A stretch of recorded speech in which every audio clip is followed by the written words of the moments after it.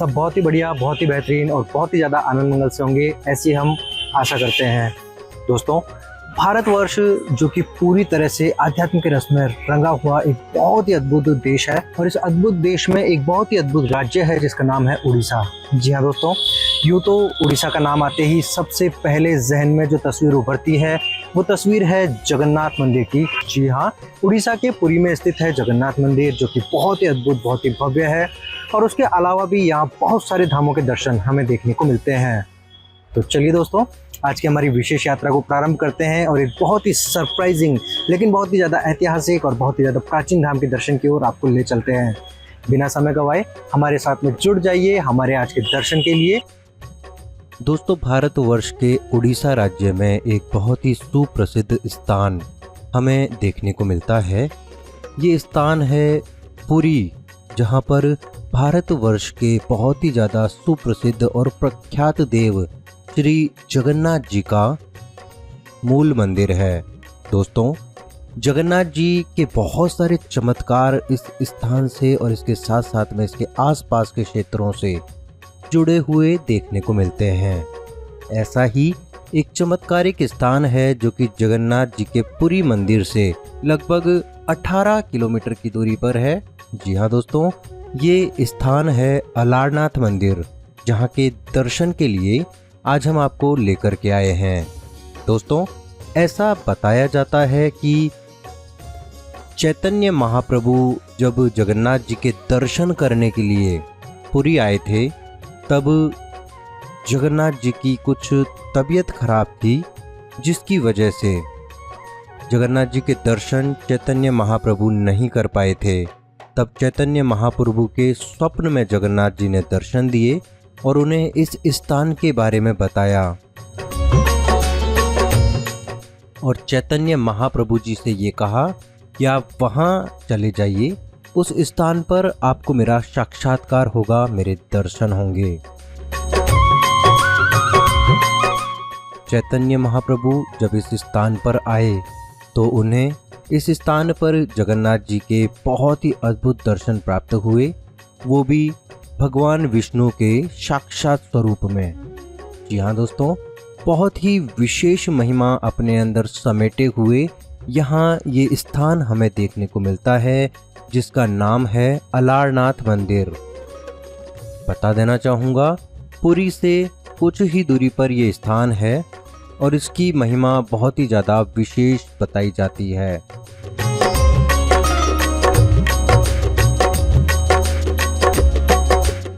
तो दोस्तों, आज एक बहुत ही ज़्यादा विशेष धाम के दर्शन के लिए हम आपको लेकर के आ गए हैं।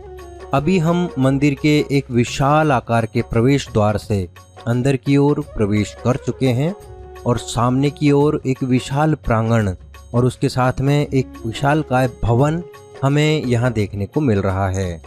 इसके साथ में ही मंदिर के प्रवेश द्वार के पास में ही यहाँ पर एक विशेष मंदिर है, जिसके दर्शन के लिए हम अभी आगे बढ़ रहे हैं।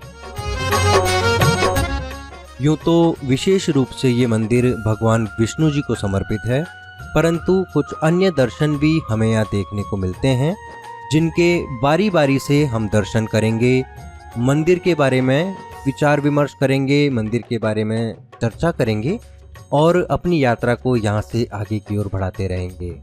अभी स्क्रीन पर आप जो नंदी जी देख पा रहे हैं और उसके साथ में ही इस मंदिर के गर्भगृह के बाहरी द्वार पटल पर ऊपर की ओर 9 ग्रहों के दर्शन हैं। वहीं साथ में ही सामने की ओर हमें कुछ अन्य दर्शन यहाँ देखने को मिल रहे हैं, जिनमें गणेश जी का एक बहुत ही प्राचीन और सुंदर स्वरूप विराजमान है। वहीं कुछ अन्य प्रतिमाएं भी यहाँ हमें दीवार पर देखने को मिलती हैं, जो कि प्राचीन होने के साथ साथ में बहुत ही ज़्यादा मान्य भी हैं। तो इन सभी प्रतिमाओं के, इन सभी विग्रहों के दर्शन करते हुए हम इस मंदिर के अंदर विराजमान मुख्य दर्शनों की ओर आपको ले चलेंगे।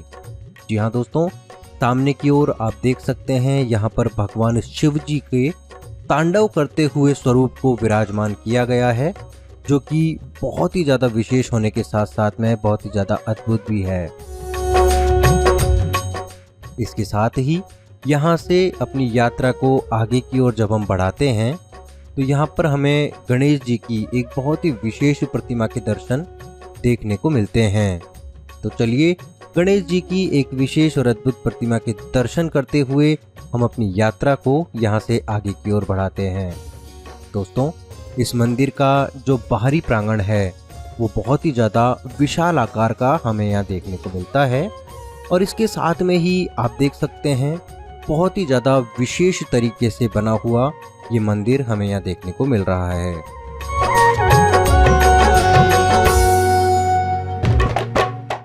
बताना चाहूँगा दोस्तों कि मंदिर के पिछले भाग में भी कुछ विशेष दर्शन हमें यहाँ देखने को मिलने वाले हैं, जबकि आप देख सकते हैं मंदिर के मुख्य गर्भगृह और द्वार के बीच में भी काफ़ी बड़ा आकार का प्रांगण यहाँ पर हमें देखने को मिलता है।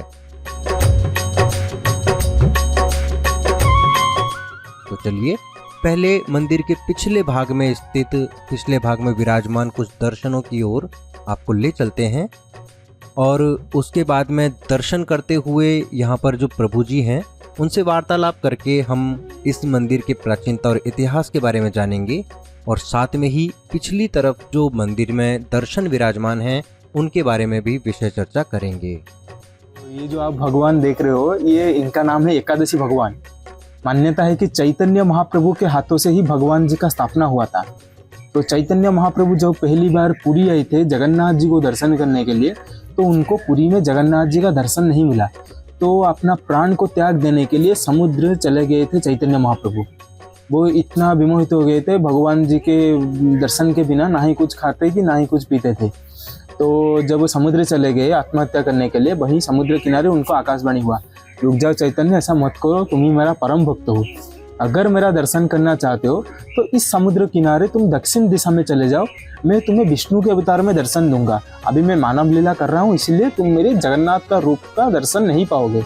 तो चैतन्य महाप्रभु इतना सुन के फिर से दौड़ते चले आए, इस जगह पे आकर पहुंचे और भगवान जी को अंदर दर्शन किया। नारायण जी को देखने के बाद उनके रूप में इतना विमोहित हो गए थे कि महाप्रभु एक शिला के ऊपर सो गए।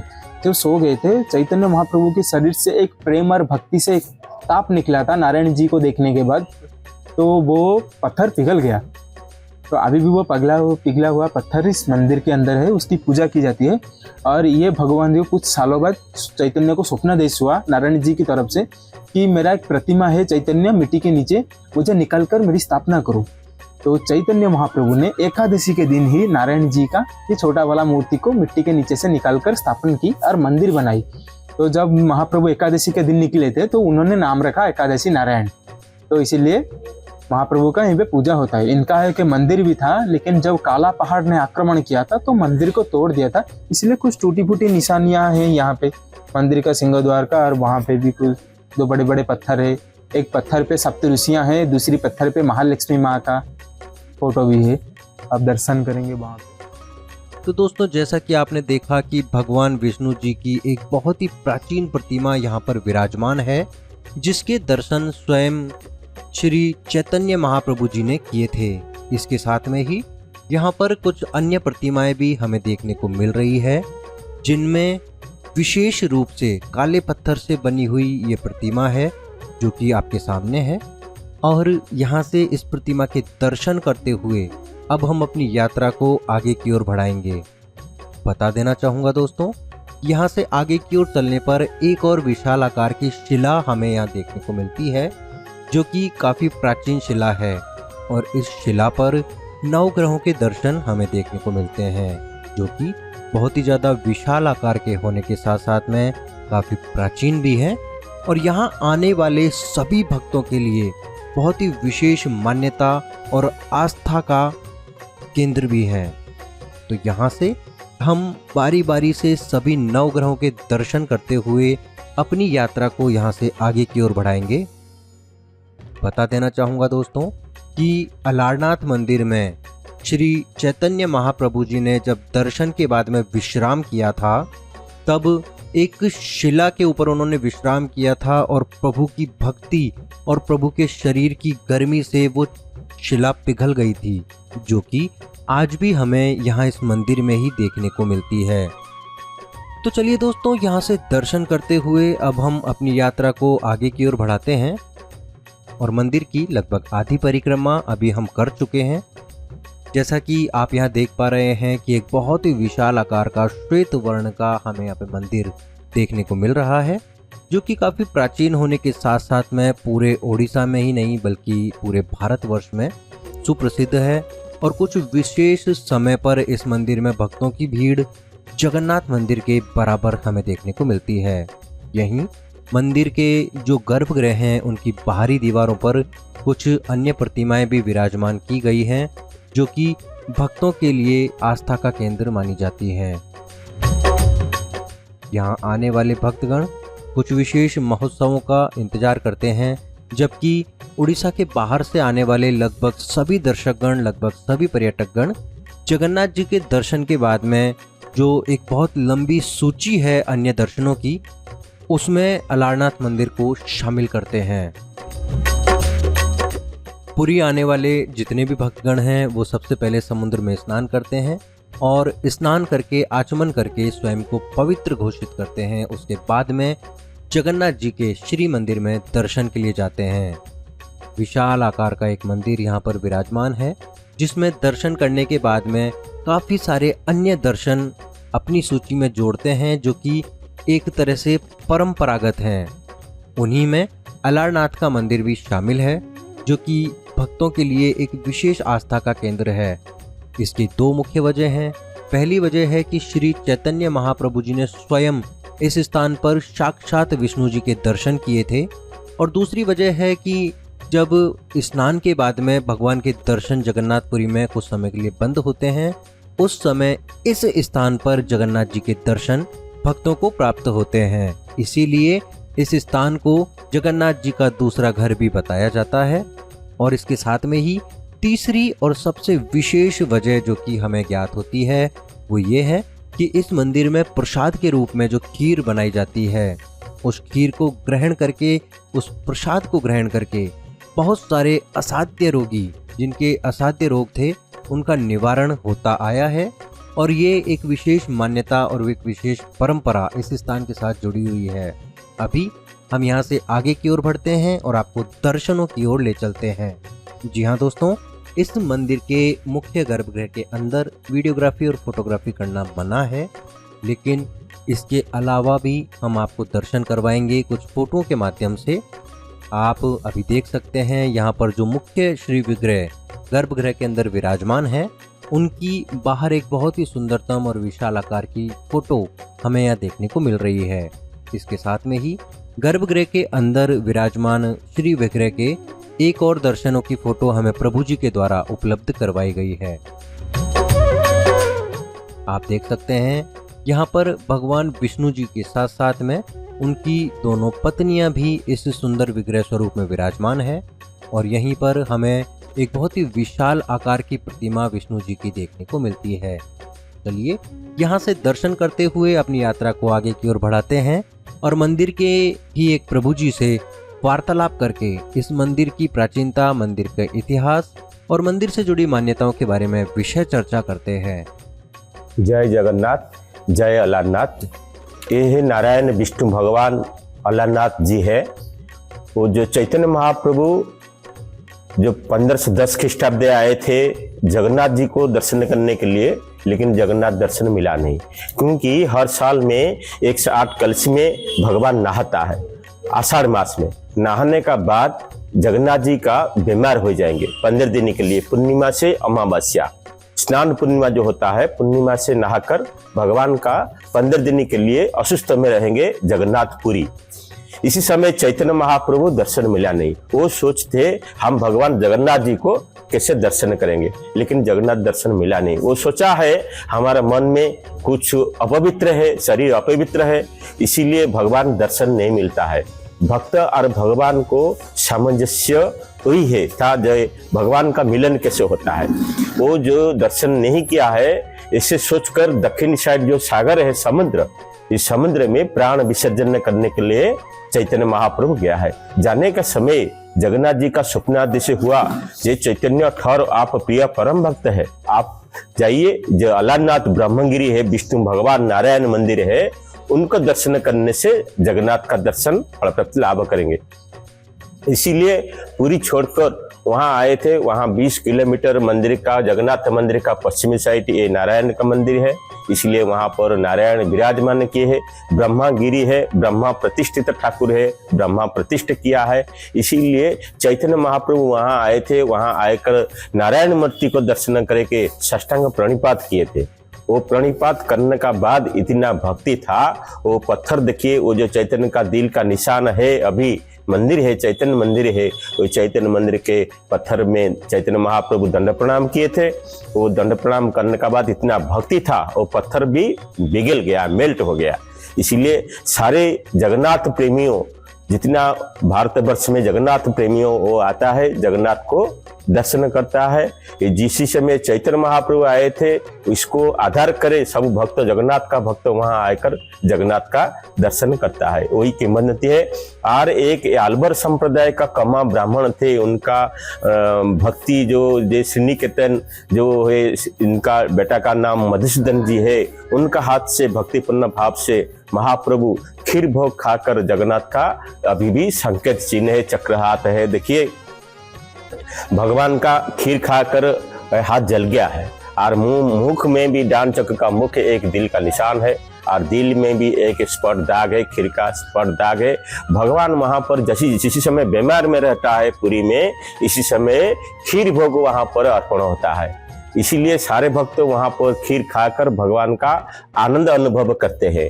जो जगन्नाथ जी अन्न दाल छप्पन भोग जो लगता है प्रतिदिन जगन्नाथ मंदिर में, वहां पर खीर भोग लगता है। जिस समय भगवान का बीमार होता है वहां, इसी समय वहां अच्छा लगता है खीर भोग, लेकिन खीर भोग खाकर सुस्त हो जाता है भगवान। इसीलिए सारे भक्त आता है भगवान को खीर भोग अर्पण करने के लिए, खीर भोग चढ़ाने के लिए। हर रोज वहां पर खीर भोग होता है। जो ब्राह्मण आदमी है, भगवान खाना बनाता है भगवान के लिए, वो खाना बनाकर भगवान का प्रतिदिन खीर भोग अर्पण करता है। इसलिए सारे भक्त आता है वहां पर। जो 15 दिन हमारा कार फेस्टिवल है, जो अनवसर समय 15 दिन वहां पर ज्यादा भक्त भीड़ होता है दर्शन करने के लिए। विशाल एक शोभा यात्रा में हमारा प्रशासन तरफ से, मंदिर प्रशासन तरफ से व्यवस्था करता है, लेकिन ये जो सब प्रकार व्यवस्था होता है, पुलिस प्रशासन, बैरिकेड, और यात्रा कैसे चलेगा प्रशासन वहां पर ध्यान देता है। जय जगन्नाथ, जय अलारनाथ। तो दोस्तों, जैसा कि प्रभु जी ने हमें इस मंदिर के बारे में बहुत सारी विशेष बातों से अवगत करवाया है, अब हम यहाँ से अपनी यात्रा को आगे की ओर बढ़ाएंगे और मंदिर प्रांगण में ही पीछे की ओर कुछ विशेष दर्शन हमें यहाँ देखने को मिलते हैं। वो दर्शन हम आपके साथ में साझा करना पसंद करेंगे। तो चलिए, अभी हम एक मंदिर के मुख्य द्वार के बिल्कुल बाहर की ओर हैं, जहां से अपनी यात्रा को आगे की ओर बढ़ाते हुए अंदर की ओर प्रवेश करने वाले हैं। आप देख सकते हैं यहाँ इस मंदिर के बाहर की तरफ हमें 2 गजराज की प्रतिमाएं यहाँ देखने को मिलती है।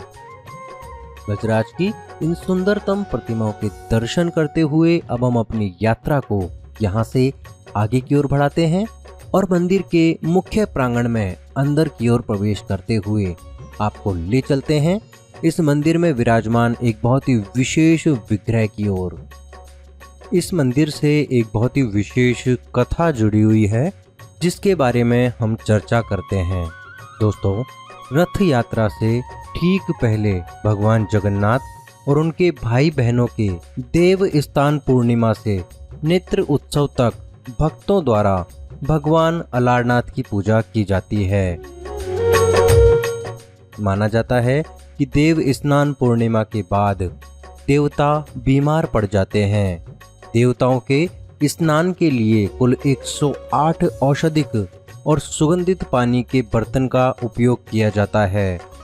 ज्येष्ठ पूर्णिमा के इस शाही स्नान समारोह के 15 दिन बाद तक तीनों देवता सार्वजनिक दर्शन से दूर रहते हैं।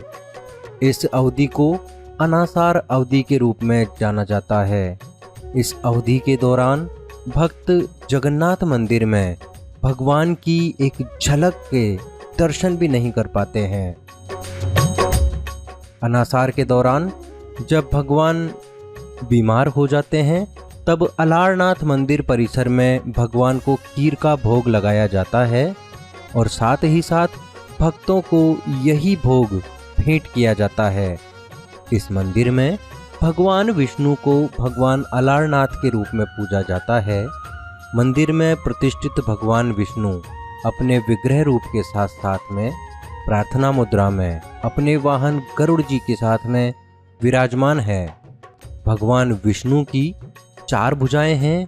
यहाँ भगवान विष्णु को चारों भुजाओं में शंख, पद्म, कमल और चक्र धारण किए हुए देखा जा सकता है, जो कि भगवान विष्णु के मूल स्वरूप की पहचान भी बताई जाती है। बताना चाहूँगा, भगवान कृष्ण की पत्नी रानी रुक्मणी और सत्यभामा भी यहाँ इस मंदिर में विराजमान है। दोस्तों, ऐसा माना जाता है कि प्रसाद के रूप में खीर खाने के बाद में अस्वस्थ लोग स्वस्थ हो जाते हैं। अतः यह खीर अस्वस्थ लोगों के लिए एक दवा के रूप में काम करती है। इस मंदिर को मुख्य रूप से प्रमुखता तब मिली जब 16वीं शताब्दी में श्री चैतन्य महाप्रभु ने भगवान जगन्नाथ के रूप में यहाँ भगवान अलारनाथ के दर्शन किए। तब से यह स्थान भगवान जगन्नाथ के अस्थायी निवास स्थान के रूप में लोकप्रिय हो गया है। इन दिनों मंदिर में भगवान अलारनाथ को रोजाना उतनी ही मात्रा में प्रसाद चढ़ाया जाता है जितनी मात्रा से सामान्य दिनों में पुरी के भगवान जगन्नाथ को चढ़ाया जाता है। दोस्तों, स्नान यात्रा के बाद आषाढ़ के कृष्ण पक्ष के दौरान अलारनाथ मंदिर में भक्तों की संख्या अत्यधिक बढ़ जाती है।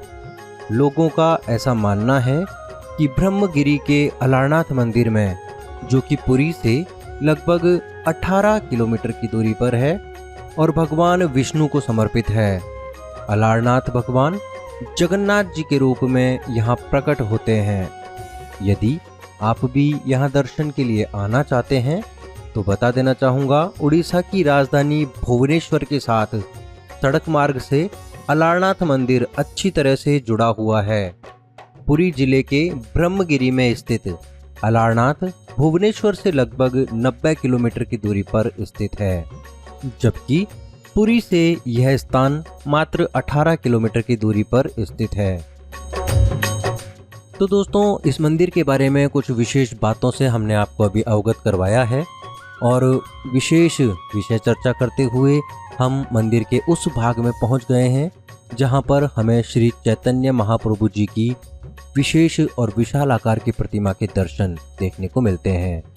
यहीं पर जहां ऊपर की ओर चैतन्य महाप्रभु जी की विग्रह है, प्रतिमा है, वहीं नीचे की ओर वो शिला है जिस पर चैतन्य महाप्रभु जी ने विश्राम किया था।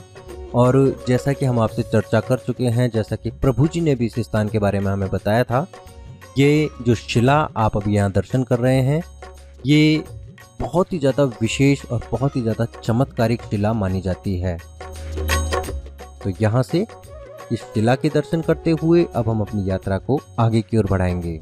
दोस्तों, जैसा कि आप जानते हैं कि पूरे भारतवर्ष के अलग अलग हिस्सों से समय समय पर हम आपके लिए अलग अलग भव्य, दिव्य और अद्भुत धामों के दर्शन लेके आते रहते हैं। तो ये था हमारा आज का दर्शन, जो कि स्थित है उड़ीसा के ब्रह्मगिरी नामक स्थान पर, जो कि पुरी से लगभग 18 से 20 किलोमीटर की दूरी पर है। पुरी के जगन्नाथ धाम की इस स्थान के साथ में कुछ विशेषताएं, कुछ कहानियां जुड़ी हुई हैं, जो कि इस स्थान को और भी ज़्यादा महत्वपूर्ण और भी ज़्यादा दर्शनीय बनाती हैं। तो आज का ये धाम का दर्शन हमारे साथ में करके आपको वास्तविक दर्शन का आनंद और वास्तविक दर्शन का अनुभव प्राप्त हुआ होगा, ऐसी हम उम्मीद करते हैं। और इसके साथ में ही दोस्तों, हम आपसे भी ये उम्मीद करते हैं कि जो भव्य दर्शन आपने अभी किए हैं, ये दर्शन हमारे साथ में करके जो दिव्य आनंद की अनुभूति और जो दिव्य दर्शन का फल आपको प्राप्त हुआ है, हम चाहेंगे कि आप यह आनंद और जनों के साथ में भी बांटें। ज़्यादा से ज़्यादा हमारे इस वीडियो को अपने चिर परिचित, अपने मित्रगणों और अपने परिवारजनों के साथ में साझा करें। इसके साथ ही वीडियो को लाइक करके शेयर करना ना भूलें और कमेंट्स के द्वारा अपना प्यार और आशीर्वाद हम तक जरूर पहुंचाएं।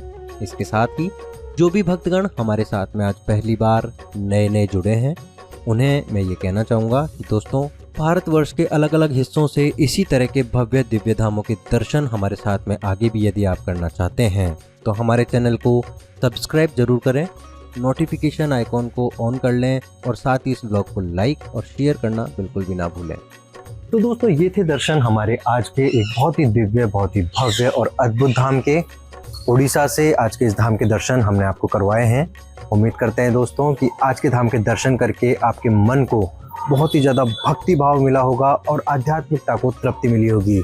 इसी उम्मीद और इसी विश्वास के साथ में आज की इस धाम यात्रा को यहीं पर देना चाहूँगा, विराम लेना चाहूँगा आप सभी से इजाज़त। एक बार फिर से आपसे मुलाकात होगी बहुत ही जल्दी, भारतवर्ष के किसी एक हिस्से से एक और नए धाम की एक और नई महिमा लेकर के। तब तक के लिए मुझे दीजिए इजाज़त और सभी को मेरी ओर से हरे कृष्णा। ऐसे ही और भक्तिमय कार्यक्रमों के लिए देखिए हरे कृष्णा टेलीविजन और इसे प्राप्त करने के लिए आप अपने केबल अथवा DTH ऑपरेटर से संपर्क करें तथा और अधिक जानकारी के लिए आज ही डायल करें 7666 839 839।